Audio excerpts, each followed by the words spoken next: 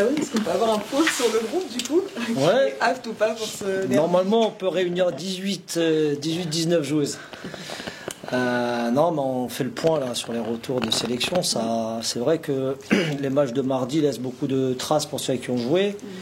La bonne nouvelle, c'est qu'il n'y a pas eu de voyage trop long, de décalage horaire, voilà, parce que les Américaines ont joué en Europe, donc par rapport à ça, on est très satisfait. Maintenant, il y a eu bien sûr des duels qui ont laissé des traces et même des investissements, même sur les impacts mentaux. Voilà, il y a une charge et nous on doit décharger. Il nous reste encore aujourd'hui et demain pour bien récupérer, constituer la meilleure sélection possible pour aller s'imposer à Charletti. C'est toujours compliqué d'avoir un gros choc comme ça au sortir d'une fenêtre internationale. Ouais, c'est 2 fois, ça nous arrive 2 fois.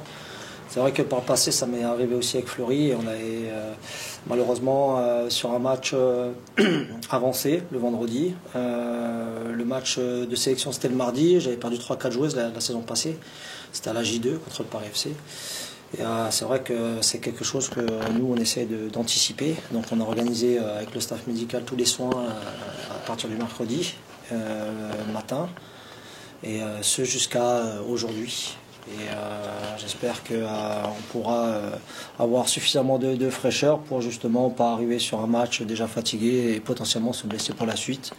Il nous reste 2 matchs, 10 jours à tenir, voilà, ça vaut le coup. Mais Fabrice, on a l'impression que les saisons se ressemblent, c'est-à-dire qu'il y a toujours un derby, un gros choc après les trêves internationales. Je sais pas, la Fédé, on a l'impression qu'ils font pas trop gaffe quand même. Mais c'est vraiment une question qu'il faut poser à la Fédé.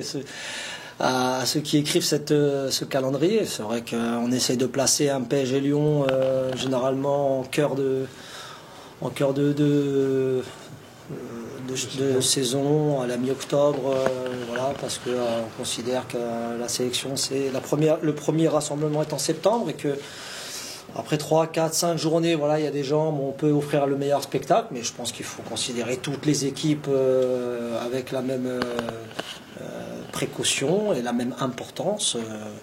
Là, ça tombe pas, c'est pas très agréable, mais c'est vrai pour les 2 équipes. Donc, nous, on a un centre de formation aussi, on arrive à tirer le maximum. Je sais que Paris FC aussi a un centre de formation. Et du coup, c'est vrai qu'on n'aura pas potentiellement toujours des belles affiches ou le maximum de l'affiche, mais c'est aussi vrai quand il n'y a pas des sélections. Donc, tout le monde s'adapte. Sans vouloir dénigrer Dijon, le Paris FC, c'est un cran juste au-dessus. Est-ce que vous allez garder le même schéma de jeu que vous avez eu face à Dijon, qui a bien marché pour vous, qui vous a permis de faire 6 buts avec justement la doublette de Katoto Ujeni, ou on s'attend à des changements demain? Bon, évidemment, je ne vais pas vous donner la composition de l'équipe aujourd'hui. Ça veut dire que je la donne aussi à Sandrine. Mais les caractéristiques de Dijon ne sont pas les mêmes que le Paris FC. Mais la dynamique de Dijon, quand elles sont venues au campus, elles étaient sur 4 matchs, 4 victoires. Donc c'était une équipe que nous on a observée, qu'on connaît bien depuis quelques années, et qui a fait une première partie de saison super intéressante. Il fallait bien contrôler, on sait qu'il y a une force offensive et nous ce qu'on souhaitait c'était mettre beaucoup de pression sur cette entame, faire des bonnes entames, essayer de marquer rapidement et de faire la différence et de continuer à avancer et de se faire plaisir. C'est ce qu'on a vu dans ce match-là.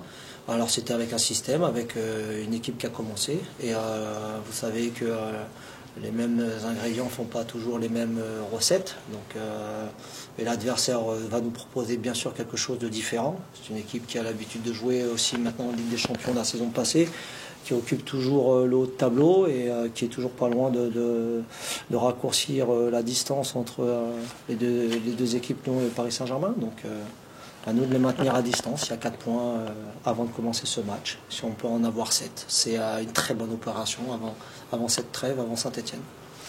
Fabrice, vous avez dû suivre la trêve internationale évidemment avec attention pour voir l'évolution de vos joueuses. Pas forcément, non. Marie-Antoinette s'est exprimée en marge de cette trêve. Elle a parlé de l'ambiance au sein du club. Pour reprendre ses termes, elle disait qu'il fallait crever l'abcès. Est-ce que c'est votre optique? Est-ce que c'est votre avis? Et comment vous ressentez ça? Est-ce que ça a été le cas ou vous avez envie de le faire? Non, alors généralement, moi j'utilise mes semaines pour décharger un petit peu. Vous savez très bien que ce métier, il est extrêmement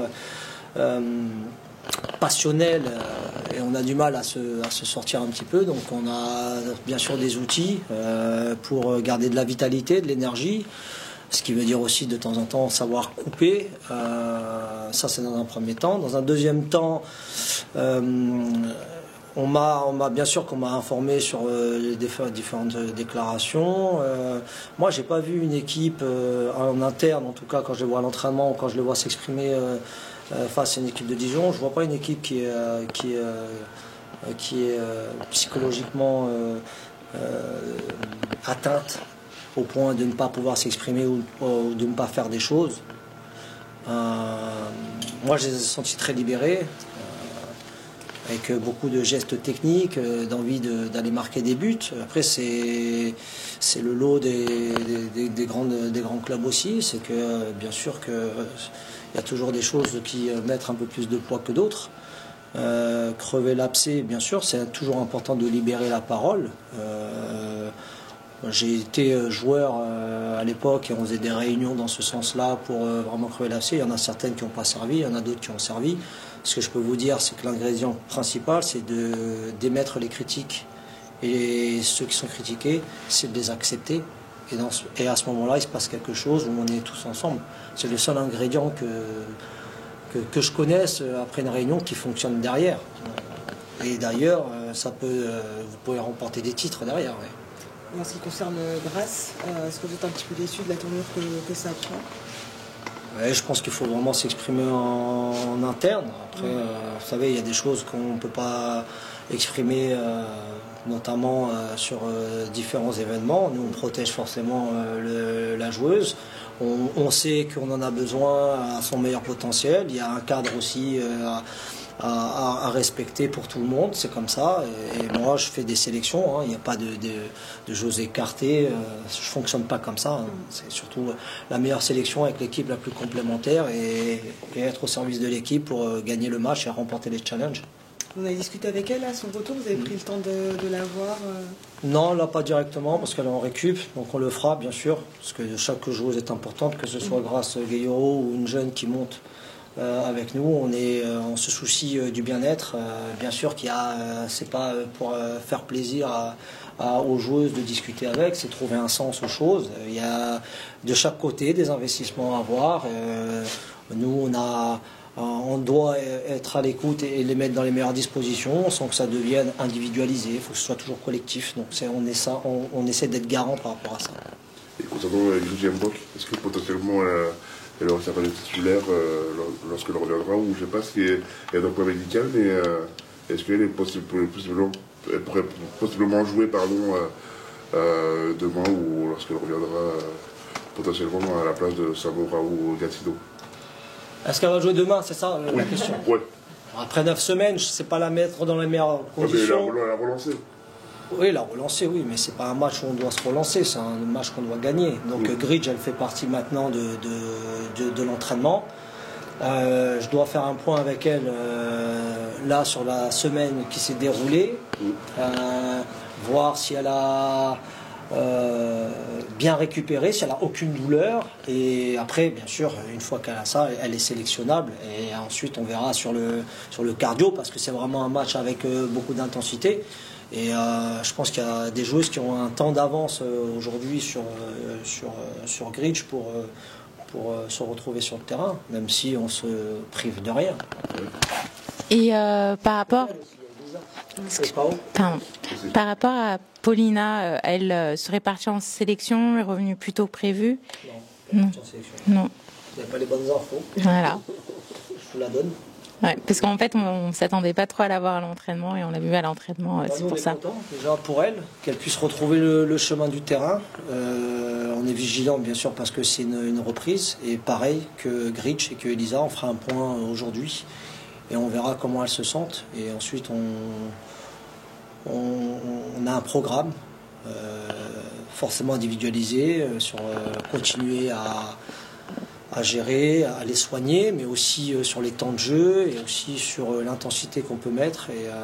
Et on espère vraiment que la fin de leur indisponibilité soit actée, qu'on puisse envisager d'avoir tout un groupe sur la deuxième partie, voilà, prête à relever, à aller dans la dernière ligne droite.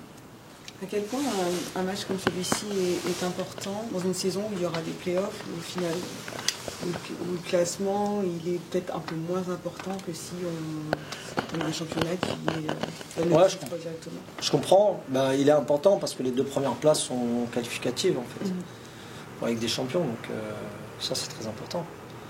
Ensuite, c'est maintenir, comment dirais-je, une importance dans les matchs pendant 20 journées. On sait que parfois par le passé ça a toujours été à 14e, 15e journée, on sait qui est premier, qui est deuxième. Voilà, là on garde quand même comment on dit, une surprise ou une incertitude sur le classement. Mais nous on doit essayer d'à chaque fois de se détacher du classement, de l'enjeu, et se concentrer vraiment sur le jeu et notre progression. Je crois que vraiment ce qui est le plus important aujourd'hui, c'est d'avoir cette sensation de passer des paliers, de construire quelque chose et de mettre en place un système, des circuits, des complémentarités. Voilà, je crois que c'est vraiment ça qui doit nous intéresser. Après, il y a 3 points. Donc vous voyez, il y a une importance de 3 points et pas plus, quoi.